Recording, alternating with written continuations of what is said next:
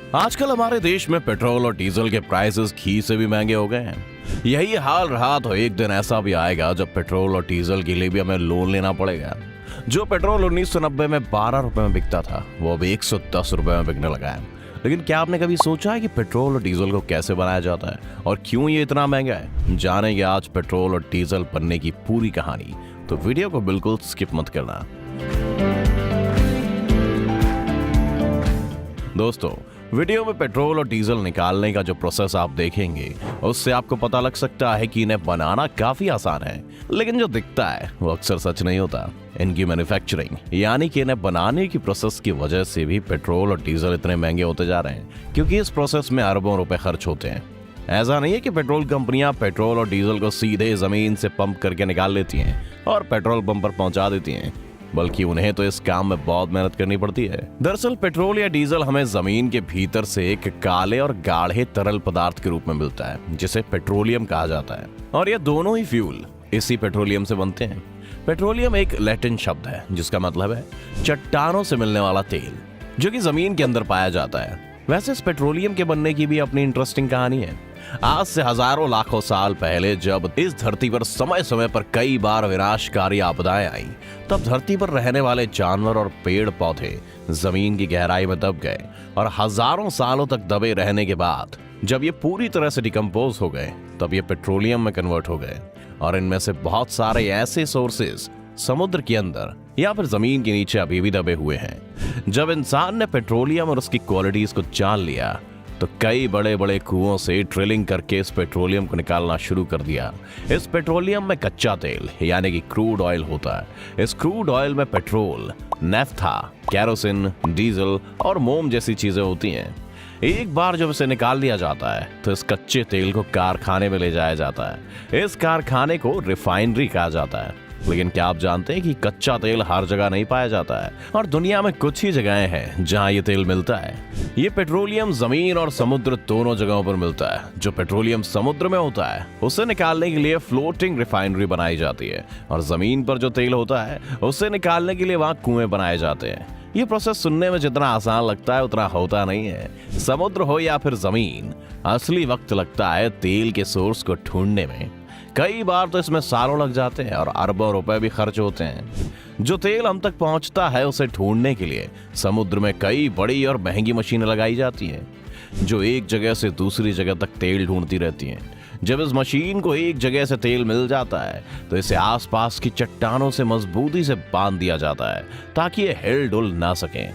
इसके बाद समुद्र के अंदर ड्रिलिंग की जाती है, जैसे घरों में नल लगाने के लिए ड्रिल करते हैं वैसे ही। लेकिन ये जो ड्रिल होती है वो हजारों फीट नीचे तक होती है। जैसे ही एक बार इस ड्रिल से तेल मिलता है तो उसे पाइप की मदद से इस तैरती हुई रिफाइनरी तक पहुंचा दिया जाता है। जमीन पर ड्रिलिंग का काम भी कुछ इसी तरह होता है। एक बार जब तेल को निकाल लिया जाता है तो इन्हें रिफाइनरी में ले जाया जाता है। इन रिफाइनरी में इस कच्चे तेल को बड़े बड़े सिलेंड्रिकल बर्तनों में डालकर गर्म किया जाता है। फिर अलग अलग टेम्परेचर पर कच्चे तेल में मौजूद चीजें अलग अलग पाइपों की मदद से निकाल ली जाती हैं। अब ये होता कैसे है? असल में हमें पेट्रोल और डीजल पेट्रोलियम के अलग अलग टेम्परेचर पर मिलते हैं, इसीलिए इसे अलग अलग टेम्परेचर पर गर्म किया जाता है। आपको ये तो पता ही होगा कि हर तेल का अलग अलग बॉइलिंग पॉइंट होता है, और पानी का 100 डिग्री सेल्सियस। ऐसे ही कच्चे तेल का भी बॉइलिंग पॉइंट होता है, लेकिन इसे अलग अलग टेम्परेचर पर उबाला जाता है, क्योंकि इस कच्चे तेल में केरोसिन ऑयल और पेट्रोल डीजल होते हैं, जो अलग अलग टेम्परेचर पर ही मिलते हैं। जैसे जैसे हम पेट्रोलियम को उबालते हैं ये कच्चा तेल भाप बनने लगता है। इसे ऐसे समझिए कि डीजल को पाने के लिए 260 डिग्री तक कच्चे तेल को उबालना पड़ता है, और 40 डिग्री पर हमें पेट्रोल मिलता है। वहीं 160 डिग्री पर केरोसिन ऑयल मिलता है। इसी तरह एक कॉम्प्लेक्स प्रोसेस से पेट्रोल, डीजल और केरोसिन ऑयल जैसी चीजें हमें मिल जाती हैं। दोस्तों, अब आप समझ गए होंगे कि पेट्रोल किस तरह बनता है। एक बार जब हमें पेट्रोल और डीजल मिल जाता है तो इसकी टेस्टिंग होती है कि कितने ऑक्टेन का पेट्रोल मिला है।